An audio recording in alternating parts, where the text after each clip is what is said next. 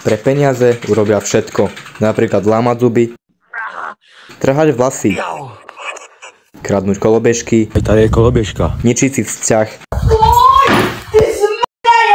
Já jsem musel, promiň, fakt, ne hele, už fakt naposled, já se fakt omlouvám. A to je len 5% z toho, čo robia. Reč je o dvoch českých streameroch, ktorí pred peniaze urobia asi všetko. Nie je problém vytrhnúť zub, zjesť popol či zapáliť koše. Pod prezývkou Jakub Króka a David Čony tvrdia, že to je len divadlo, čo divákom vôbec nevadí. Na spoločných dueloch sa urážajú a dávajú si navzájom nezmyselné úlohy. Najskôr ide o to, kto získa viac coinov a ten, kto prehral, musí splniť to, čo si dali za úlohu. Na ich začiatku streamovania išlo neschodné a humorné tresty. Keď však zistili, že sa dá na tom zarobiť, tak postupne idú do tvrdšieho.